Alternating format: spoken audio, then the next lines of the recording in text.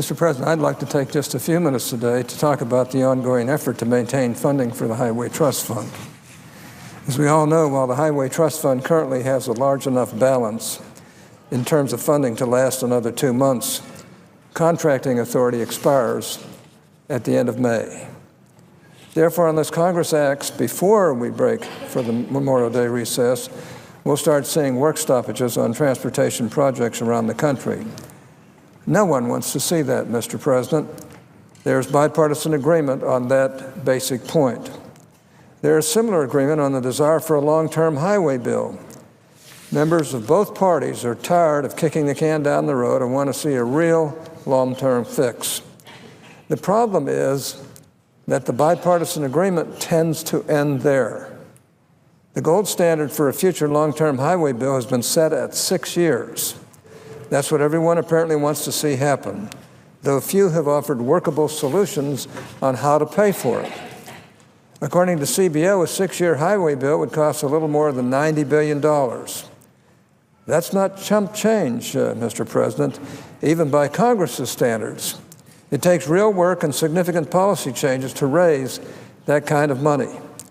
One party cannot do it alone. It takes cooperation and compromise, something that unfortunately has been lacking around here for some time. As the chairman of the committee with jurisdiction over the funding for highways, I am committed to finding a solution that gets us as far into the future as possible before we have to revisit the issue again. Toward that end, I've been working with Chairman Ryan of the House Ways and Means Committee and others on a path forward. Our initial plan was to pull together enough funding to get us through the end of 2015. That would have cost roughly $11 billion with a B. Not an insignificant number by any means, but very doable under the circumstances. We had roughly $5 billion in agreed-upon tax compliance offsets from the previous highway episode late last year. Chairman Ryan and I thought it seemed reasonable to couple that with an equal amount in spending reductions and reforms, getting us very close to what we need to get the country through the rest of the year on highways. For a time, it appeared as though at least some of our colleagues on the other side were willing to work with us on this general framework. Unfortunately, that cooperation didn't last. In fact, it never really began. Last week, rather than even consider a path forward that includes spending reductions, our Democrat counterparts, at the urging of their leadership here in the Senate, effectively walked away from the negotiating table. As a result, it appears that the only immediate path forward is to extend contracting authority until July, the end of July, when the funding runs out, setting us up for another deadline and potential cliff in just a few short weeks. Let me be clear. I don't fault Republican leaders in either chamber for taking this route. It was given the short timetable, the only option left after Democrats failed to engage in meeting us halfway with a balanced package of compliance revenue and spending reductions. But make no mistake, we're going to be here again in 2 months facing the exact same problem, because unless someone has $90 billion just lying around, the long-term highway solution isn't going to simply materialize between now and July. Don't get me wrong, fixing it in December was going to be difficult as well, but in the end it will likely take at least that long to find a solution that has a chance of passing through both chambers. The other side's strategy appears pretty transparent. They clearly have 2 goals in mind.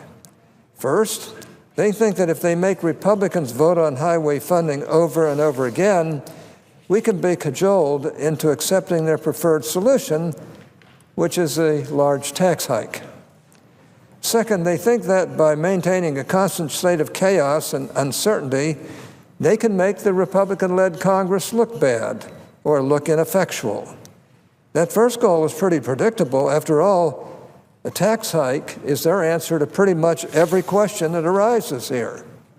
I hope I'm wrong on the apparent second goal. If I'm right, it is just sad. Apparently, after spending years in the majority trying to make sure the Senate never did anything productive, their goals haven't changed now that they're in the minority. But things are different now, Mr. President. These days, we're getting things done here in the Senate, much to the consternation of some of my friends on the other side of the aisle. And despite this most recent shift on highway funding, I'm confident we can work together to find a workable path forward. It just may take a few more votes to get us there. Today, though I am frustrated, I am undeterred. I am committed to finding a long-term solution to our highway problems. I plan to keep working with my colleagues, particularly Chairman Inhofe, whose committee deals with much of the highway policy, as well as those who serve on the Finance and Ways and Means committees, on finding a way to get us there. The highway bill should be a bipartisan effort, Mr. President. It used to be. Hopefully, after we get this latest episode behind us, it will be again. Now, let me talk about protecting states' rights to promote American Energy Security Act. Finally, Mr. President, I would also like to briefly talk about legislation I introduced earlier this year, the Protecting States' Rights to Promote American Energy Security Act, which reinforces states' already effective regulatory practices relating to hydraulic fracturing. This important piece of legislation recognizes states' demonstrated ability to properly address hydraulic fracturing and allows them to continue regulating on this issue. Importantly, this legislation does not prevent the Bureau of Land Management from promulgating baseline standards where none exist. As background, for over 60 years, states have safely and successfully regulated hydraulic fracturing in a way that protects the environment. When I was in the oil business back in the 70s, the early 70s, hydraulic fracturing was being used then, although it has been brought clearly into a much more safe and respondent way since. Even the Obama administration has admitted there has never been an example of harm to human health or groundwater contamination caused by hydraulic fracturing under existing state regulations and oversight. States should be able to continue to regulate hydraulic fracturing, and swift passage of this bill will afford needed certainty and future security for emerging U.S. energy development companies. I urge my colleagues to support this important legislation. With that, I suggest the absence of a quorum. Clerk will call the roll. Mr. Alexander.